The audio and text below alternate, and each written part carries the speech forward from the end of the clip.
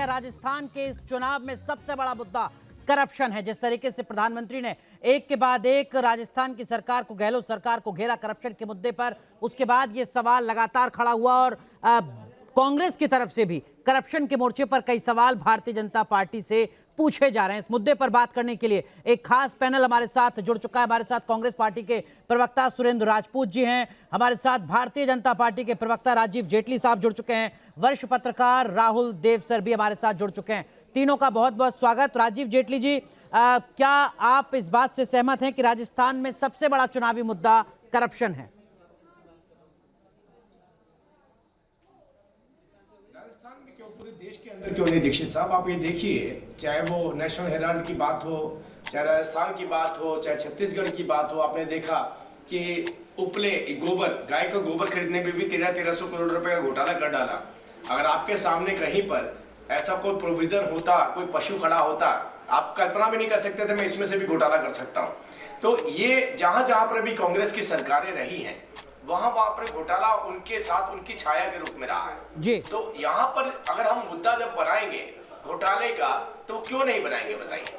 हर जगह पर आप भी देखिए, ईडी ने प्रॉपर्टी अटैच करी है, लगभग सैकड़ों करोड़ रुपए, लगभग 700 करोड़ रुपए की प्रॉपर्टी अटैच की गई है। ये छुपी नहीं है किसी से, ये प्रॉपर्टी अटैच करी है, इसके पीछे के जो वजहें और तथ्य ठीक है, तो कहते हैं। राजीव जी मैं आऊंगा आपके पास, आपके 45 सेकंड खत्म हुए। सुरेंद्र राजपूत जी, प्रधानमंत्री नरेंद्र मोदी ने कहा कि देखिए सबसे ज्यादा पेपर लीक कहीं हो रहे हैं करप्शन के चलते तो राजस्थान में, लॉकर में छापे पड़ रहे हैं और जो संपत्ति निकल कर आ रही है उस पर बड़ा सवाल खड़ा हो रहा है। लाल डायरी अपने आप में एक बड़ा मुद्दा है, जिसमें बेटा खुद कह रहा है कि पापा की सरकार इस बार रिपीट नहीं होगी। सरकारी खजाना खाली कर दिया है गहलोत साहब ने, और अगर हम सत्ता में आए तो फिर किसी को बख्शा नहीं जाएगा। करप्शन एक बड़ा मुद्दा जिस पर कांग्रेस की मुश्किलें राजस्थान में बढ़ेंगी। प्रधानमंत्री जी, अनुराग भाई, हमेशा ही कभी वो कहीं के बेटे हो जाते हैं, कहीं के पुत्र हो जाते हैं, कहीं के नाती हो जाते हैं, और कभी वो चुनाव के समय उन्हें करप्शन याद आता है।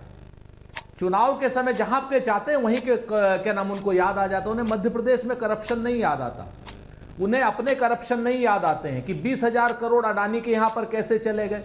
उन्हें यह नहीं याद आता कि लाखों करोड़ अडानी किस तरीके से बाहर से, ऊपर से, नीचे से शेल कंपनियों में कर रहा है। उन्हें जब चुनाव होता है, ये चुनावी मेंढक की तरीके से काम करते हैं कि बरसाती रूप में वो जाते हैं।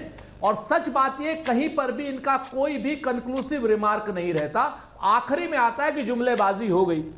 70,000 करोड़ के अजीत पवार आरोपी उनको मुख्यमंत्री बनाते हैं, हजारों करोड़ के आरोपी हेमंत बिस्वा शर्मा उनको मुख्यमंत्री बनाते हैं। वक्त आपका खत्म हुआ है, आगे डिबेट ओपन करेंगे तो आप विस्तार से अपनी बात कहिएगा। लेकिन राहुल देव जी, जिन मुद्दों का जिक्र प्रधानमंत्री मोदी ने किया, चाहे वो लॉकर हो, पेपर लीक हो, लाल डायरी हो, और कुछ घोटालों का जिक्र यहां पर किया जा रहा है, आपको लगता है कि करप्शन 2023 में भी एक बड़ा मुद्दा राजस्थान में खासकर?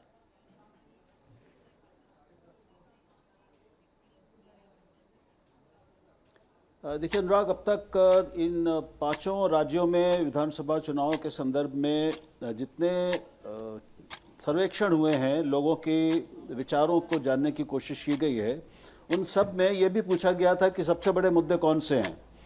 तो जहाँ तक मुझे याद आता है कि भ्रष्टाचार उनमें दूसरे या तीसरे नंबर पे था, सबसे ऊपर नहीं था जी। ये भी हमें मालूम है कि चुनावों के दौरान भ्रष्टाचार के आरोप लगाना बहुत आसान होता है, हर चुनाव में होता है। हर पार्टी दूसरी अपनी विपक्षी पार्टी पर ये चुनाव आरोप लगाती है, लेकिन इन आरोपों का फैसला अंततः तो अदालत में होता है। लेकिन जब तक कोई फैसला ना हो तब तक किसी पे आरोप लगाकर उस पर एक सवाल खड़े कर देना सबसे आसान काम है राजनीति में। ठीक है राजीव जेटली जी, सबसे आसान काम आप कर रहे हैं क्या? अशोक गहलोत लगातार कह रहे हैं कि अगर बीजेपी के पास ईडी है तो मेरे पास गारंटी है।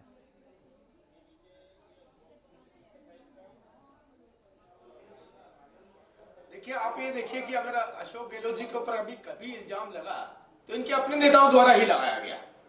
अब मैं ये नहीं बोलना चाहता हूं कि कब लगाया गया, किस वक्त पे लगाया गया। कांग्रेस के कितने विधायकों ने अशोक गहलोत जी के खिलाफ आवाज बुलंद करी, उन्होंने कहा कि अशोक गहलोत जी भ्रष्टाचार में सीधा सीधा लिप्त है। उसके अलावा अशोक गहलोत जी की अकाउंटेबिलिटी किसके प्रति, आप देखिए, किसी के प्रति नहीं है, क्योंकि जिनके प्रति उनकी अकाउंटेबिलिटी है वो खुद भ्रष्टाचार में लिप्त है। तो जहां पर परंपरा भ्रष्टाचार की हो, वहां जवाबदेही तो हो ही नहीं सकती। वहां तो कंपटीशन हो सकता है कि किसका भ्रष्टाचार बड़ा और किसका छोटा। और अभी पीछे भी एक चर्चा आई थी, वो चर्चा ये आई थी कि भाई अगर मुख्यमंत्रियों की ड्यूटी कलेक्शन की लगा करके और अपने शीर्ष नेतृत्व तक पहुंचाने की होगी तो फिर भ्रष्टाचार के ऊपर अंकुश कौन लगाएगा? अब देश की एजेंसियां तो इस काम को करेंगी ना। अगर देश की एजेंसियां इस काम को कर रही हैं और सबूत के साथ अगर उनके खिलाफ कार्रवाई कर रही हैं और उसे अगर लोकतंत्र की हत्या का नाम दिया जाता है, तो आप सोचिए कि देश की जनता जिसके गाड़ी कमाई के पैसे को अपने संस्थानों में लगा करके उसके बाद यंग इंडिया बना करके पूरा एसेट अपने नाम ट्रांसफर कर लिया जाए, तो इससे बड़ा भ्रष्टाचार क्या हो सकता है? सुरेंद्र राजपूत जी, नेशनल हेराल्ड का जिक्र यहाँ पर राजीव जेटली लगातार कर रहे हैं और एक मैसेज देने की कोशिश की जा रही है कि देखिए करप्शन का आरोप सिर्फ राजस्थान स्टेट में नहीं है, सेंट्रल के लेवल पर भी कांग्रेस पार्टी की लीडरशिप में करप्शन के आरोप लग रहे हैं। 50 लाख के कर्जे में 2000 करोड़ रुपए के एसेट्स को खरीद लिया गया। कैसे जवाब देंगे सर? ये तो एक नेशनल पिक्चर 2024 से पहले बनाने की कोशिश।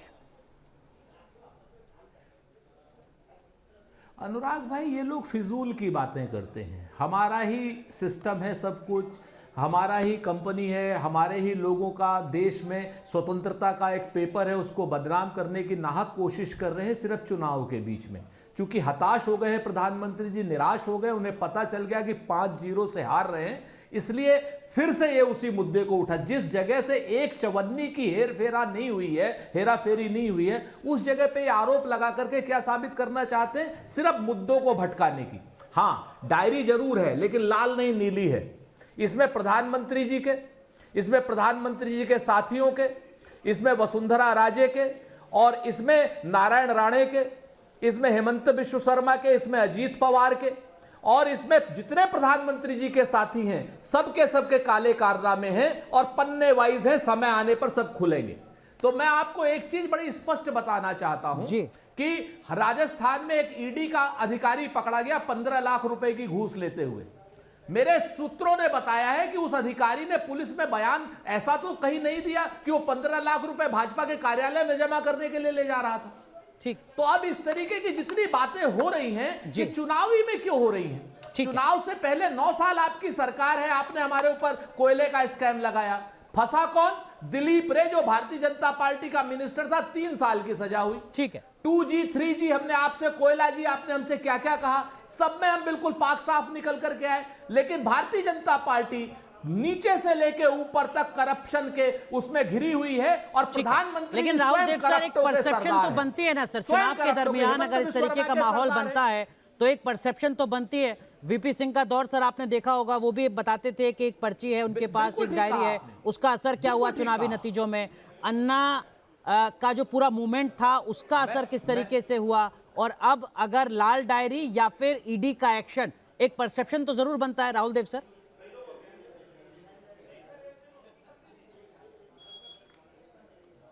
राजनीति तो सारा परसेप्शन का ही खेल है, परसेप्शन की लड़ाई है।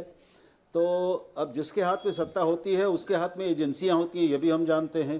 भले ही उनको कितना स्वायत्त बता दिया जाए, लेकिन असलियत सब जानते हैं, क्योंकि यही पार्टियां जब विपक्ष में होती हैं तो सत्ता पक्ष पे इन एजेंसियों के, ईडी सीबीआई के दुरुपयोग की बात आरोप लगाती हैं। जब वो स्वयं आ जाती हैं तो विपक्ष उनके ऊपर लगाता है दुरुपयोग के आरोप। तो सवाल यह है कि अब राजा हरिश्चंद्र के बाद जो सबसे सच्चे संस्थाएं या मनुष्य आए हैं वो इन एजेंसियों में हमारे आए हैं।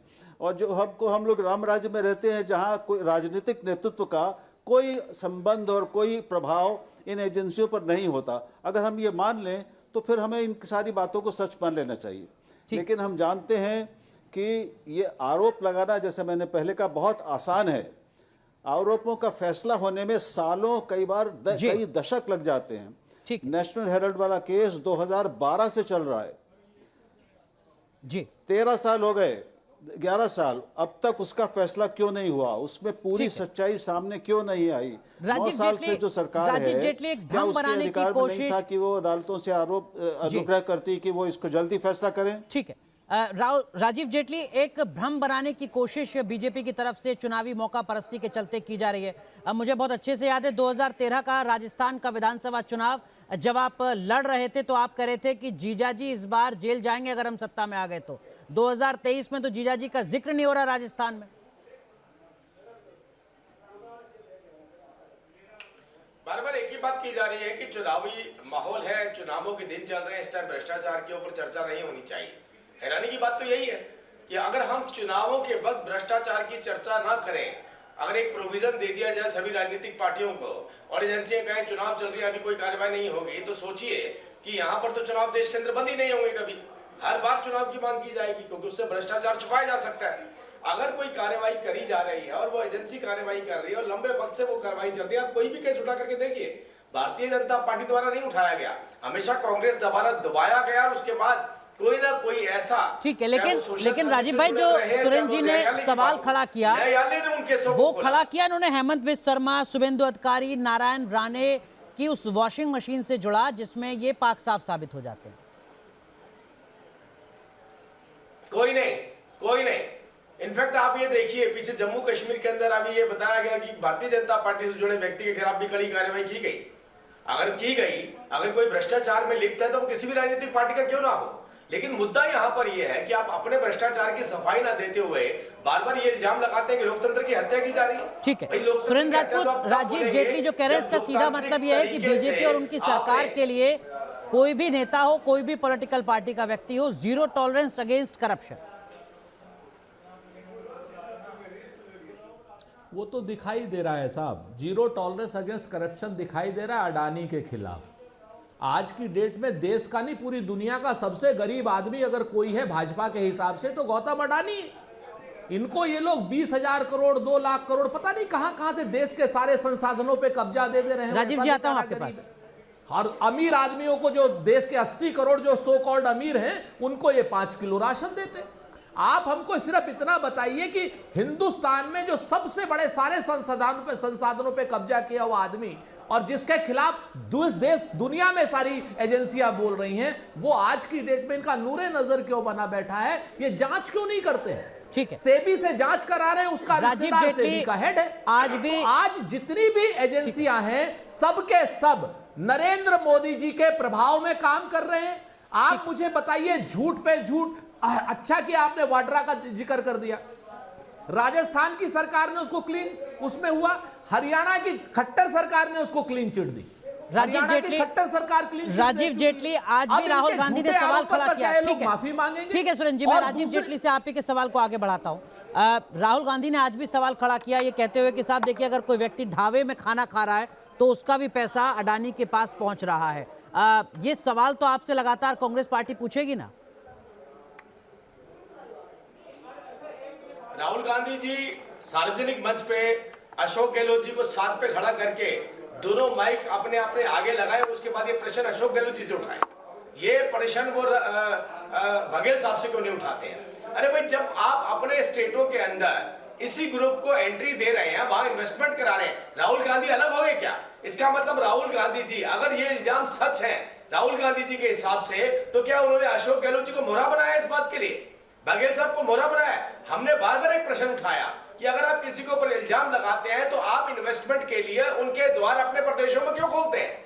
इसका मतलब सीधा है कि राहुल गांधी जी का अलग एजेंडा है, इनके स्टेट मिनिस्टर्स का अलग एजेंडा है। दोनों के दोनों लोग चाहते हैं कि हमारा प्रदेश, देखिए मैं आपको बताता हूं, जब हम अडानी की बात करते हैं, मैं इस नाम को इसलिए नहीं लेना चाहता क्योंकि एक प्राइवेट पार्टी है, वो एक प्राइवेट एंटिटी है, वो एक बिजनेसमैन है, वो एक राजनीतिक पार्टी नहीं है। यहाँ डिस्कशन राजनीतिक पार्टी पे हो रही है। राजनीतिक पार्टी का मतलब हो गया सोनिया गांधी, राहुल गांधी, जिन्होंने 2000 करोड़ रुपए लूटा इस देश का। अरे जो देश के ऊपर राजनीतिक पार्टी से जुड़े शीर्ष नेतृत्व, शीर्ष पदों पर बैठे हैं, हम उनके ऊपर उंगली उठा रहे हैं, ये इन्वेस्टमेंट के ऊपर उंगली उठा रहे हैं। और अगर इन्वेस्टमेंट पे उंगली उठानी है तो दो मुख्यमंत्री जवाब देंगे इनका। राहुल देव सर, जो सवाल राजीव जेटली खड़ा कर रहे हैं, क्या आपको लगता है कि ये उनका वैलिड पॉइंट हो सकता है कि एक तरफ केंद्र में कांग्रेस पार्टी अडानी या बाकी उद्योगपतियों को कटघरे में खड़ा करे और उन्हीं तमाम उद्योगपतियों के साथ निवेश के लिए अशोक गहलोत या कोई और कांग्रेस शासित राज्य का मुख्यमंत्री मंच साझा करे, उनको इनवाइट करे?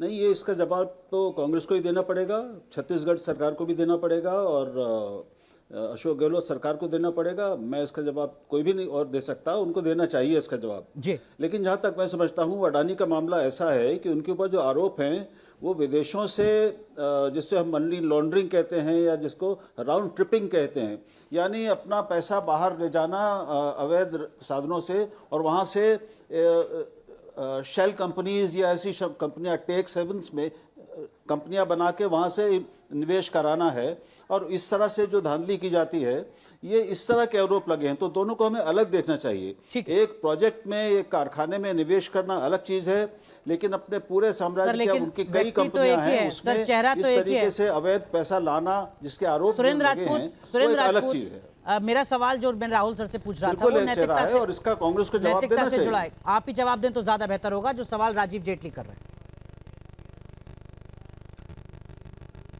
दो चीजें बड़ी स्पष्ट हैं। बिल्कुल, हम तो सारे सवालों का जवाब देते हैं, लेकिन भाजपा वाले सवाल के बदले में सवाल करते हैं। जब हम पूछते हैं अडानी का क्या, वो कहते हैं कि छत्तीसगढ़ में। अरे छत्तीसगढ़ में मालूम है राजीव भाई, प्रोजेक्ट कैंसिल हो गया है। और वो प्रोजेक्ट कैंसिल हमने किया है, जिस प्रोजेक्ट को आप अब जबरदस्ती उस स्टील प्लांट को उसको देना चाहते हैं। और राजस्थान में? अडानी को। ये केंद्र सरकार का काम है, हमारा काम नहीं। राजस्थान में जो सोलर पावर है, अगर उसमें कहीं कोई भी अनियमितता पाई जाएगी, वो भी प्रोजेक्ट कैंसिल हो जाएगा। आप इस चीज को समझ लीजिए, हम कोई बेईमानी वाला काम नहीं करने वाले। आपके यहां से आज की डेट में उनके ऊपर कांडला पोर्ट में आरोप लग रहे हैं कि ड्रग्स 30-30 हजार करोड़ की उनके ही पोर्ट में क्यों पकड़ी जा रही हैं। मनी लॉन्ड्रिंग, हवाला के आरोप उनके ऊपर 2-2 लाख करोड़ और 20-20 हजार करोड़ रुपए सुरेंद्र के लग राजपूत, रहे सवाल हैं। तो फिर और वही है ना आपके कि कान में करप्शन को जू नहीं लेकर ये रही दोहरा उनके स्टैंडर्ड हवाई क्यों? जहाज में आप नरेंद्र सर, मोदी एक ही व्यक्ति, ट्रिप कर रहे एक ही हैं। ग्रुप, एक जगह उसका मालूम है विरोध, आपको? एक जगह उसका और स्वागत। ये अंतरराष्ट्रीय पैसे की लॉन्ड्रिंग है। सुरेंद्र राजपूत, एक जगह विरोध, बताइए क्या क्या एक स्वागत जगह क्या? स्वागत, एक ही व्यक्ति का, एक ही ग्रुप का, ये तो दोहरा मापदंड हुआ ना। बिल्कुल नहीं, बिल्कुल नहीं, एकदम नहीं, कतई नहीं है। एक कंपनी आई हमारे पास, उसने कहा कि हम सोलर एनर्जी राजस्थान में लगाना चाहते हैं। उसके सारे कागज चेक किए गए। उस कागज का प्रमोटर कौन है, उसका पैसा अगर सही है, तो निश्चित तौर पर अडानी कोई हमारा ठीक है दुश्मन सर, नहीं है। बिल्कुल। लेकिन अडानी का गलत काम जो इंटरनेशनल लॉन्ड्रिंग हुआ है, उसके बाद कोई भी ठीक है। किसी भी कांग्रेस की सरकार ने उसके साथ कोई अनुबंध ये दोहरा मापदंड है या नहीं, ये दर्शकों पर छोड़ देते हैं। कैंसिल कर लेकिन दिया है। राजीव ये जेटली, बता दे मुझे राजीव जेटली कि भाई सारे पोर्ट, सारे एयरपोर्ट काहे को अडानी को दे दिए? राजीव जेटली, राजस्थान में करप्शन बड़ा ये मुद्दा कांग्रेस ने दिए हैं क्या? अशोक गहलोत की जो वेलफेयर स्कीम है वो अपने आप में एक बड़ी चुनौती बीजेपी के लिए। नहीं, देखिए, वेलफेयर स्कीम के लिए कभी भारतीय जनता पार्टी ने उंगली नहीं उठाई। लेकिन वेलफेयर के स्कीम के नाम पर अगर आप भ्रष्टाचार कर जाए, जो मैंने पहले भी आपसे शुरुआत में बताया था कि आप कभी सोच भी नहीं सकते कि गोवर्धन योजना लेकर के आई जाए और उसमें ये सोचा जाए कि किसी के पशु कि अगर गोबर को खरीदा जाएगा, उसमें भी 1300 करोड़ रुपए का घोटाला कर दिया जाएगा। अरे छोड़िए उसको भी, अब ये बताइए कि कोई ऐसा रास्ता छोड़ा आपने। मैं केवल ये कहना चाह रहा हूं कि प्रधानमंत्री जी ने भी इस बात को रखा था कि जब इतना दबाव पड़ जाता है प्रदेश के मुख्यमंत्रियों पर कि आपको इतनी कलेक्शन करके हमारे तक पहुंचाना है, तो उस दबाव के चलते वेलफेयर स्कीम के अंदर भी भ्रष्टाचार ढूंढा जाता है। आज हमने जो डिजिटाइज करके लाखों करोड़ रुपए इस देश का बचाया, वो लाखों करोड़। राजीव जी, वक्त पूरी तरीके से खत्म हो चुका है। हालांकि वेलफेयर स्कीम में करप्शन को लेकर एक और अलग से डिबेट की जा सकती है, सेंटर और स्टेट दोनों ही पॉलिसीज को लेकर।